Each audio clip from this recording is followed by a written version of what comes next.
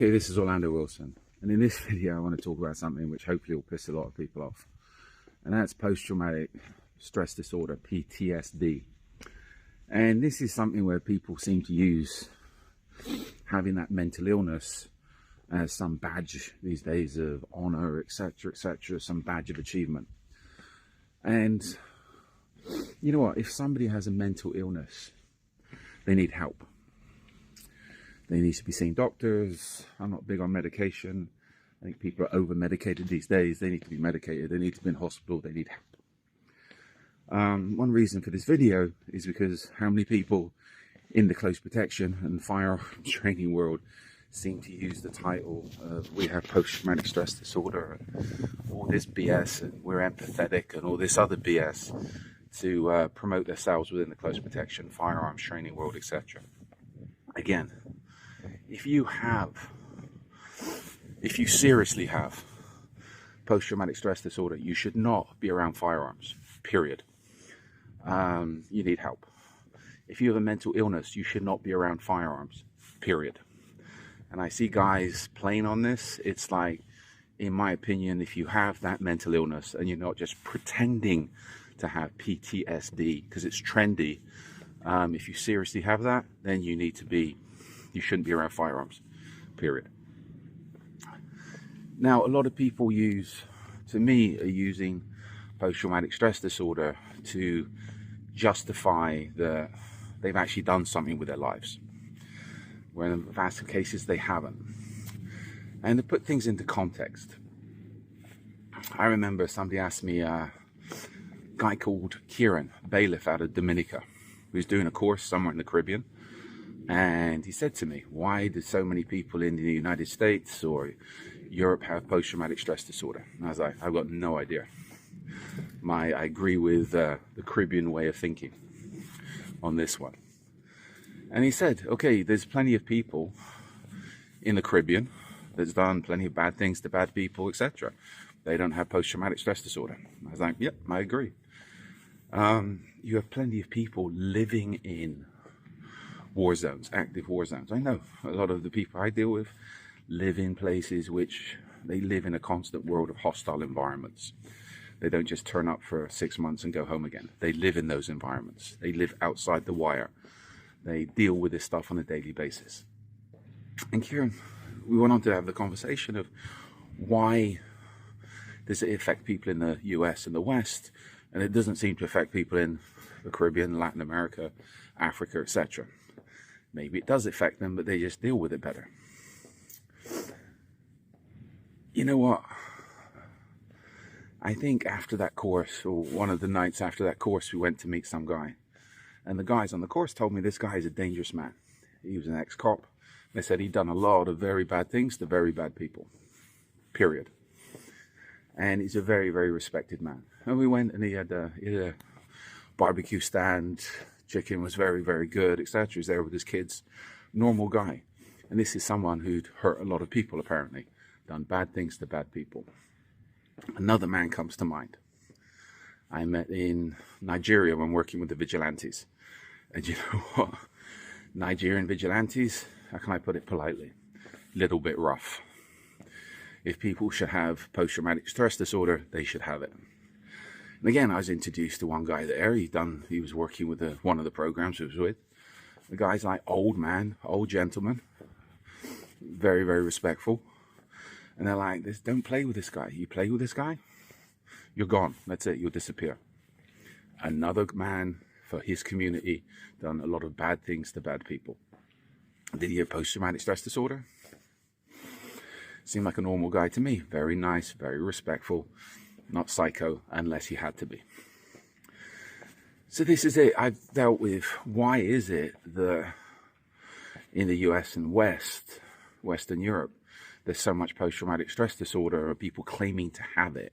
And I think a lot of it is just people claiming to have it for the attention, or to be fashionable, or something to try and boost their credibility of, look, we actually done something.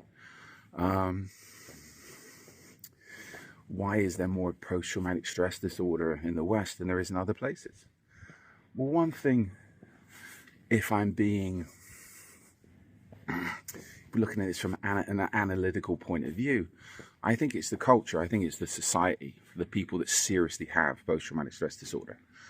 Whereas in a lot of cultures, still, they're not woke. If you have two gentlemen like the gentleman I mentioned before, very serious men, protected people in their community, they dealt with bad guys properly, they're going to be shown respect. Whereas people that's been in the military, from what I understand how it works these days, they come back to a society and they've been told, oh, you've done this wrong, you've done that wrong, there must be something wrong with you, and you need therapy, and you need group hugs and cuddles, etc. It's like, I think that feeds into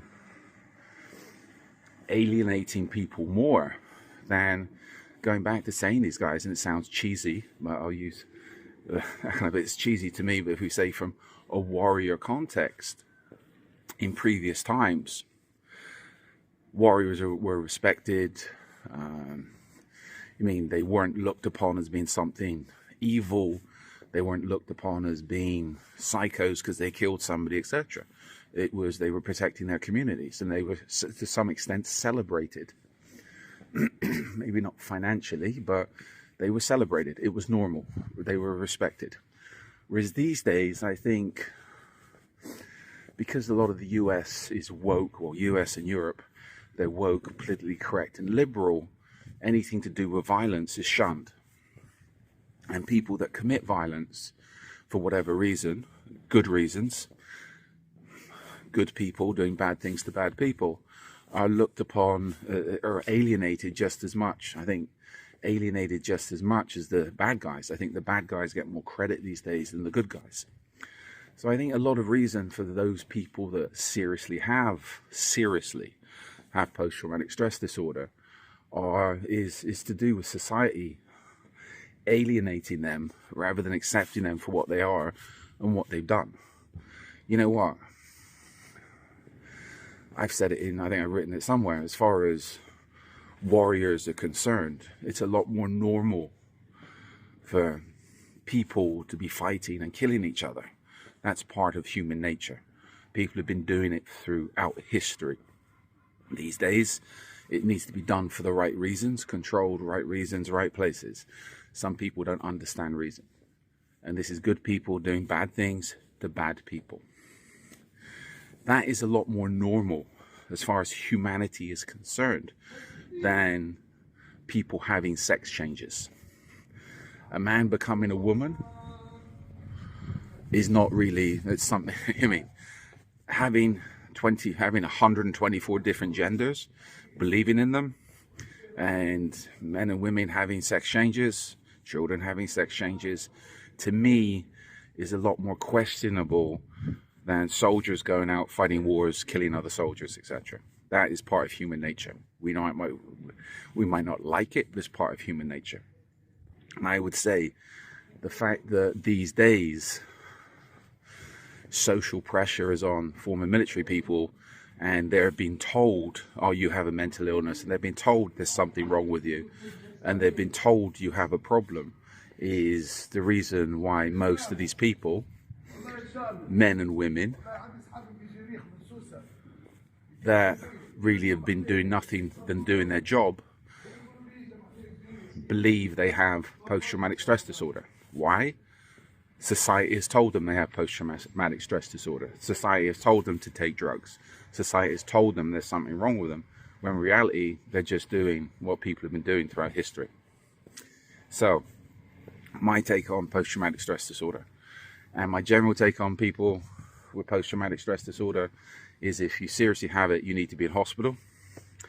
And I think a lot of people that claim to have it are claiming to have it because it's fashionable and it gives them credibility. And if you do think you have post-traumatic stress disorder, you should not be around firearms, and you should not be in the close protection business. Maybe somewhere filing papers, photocopying, drinking coffee, but you should not be active in the close protection business or anything to do with the firearms business. So follow me along on social media for more of these videos. We've got a load up at the moment. In the meantime, be good, stay safe, stay out of trouble, and keep it real.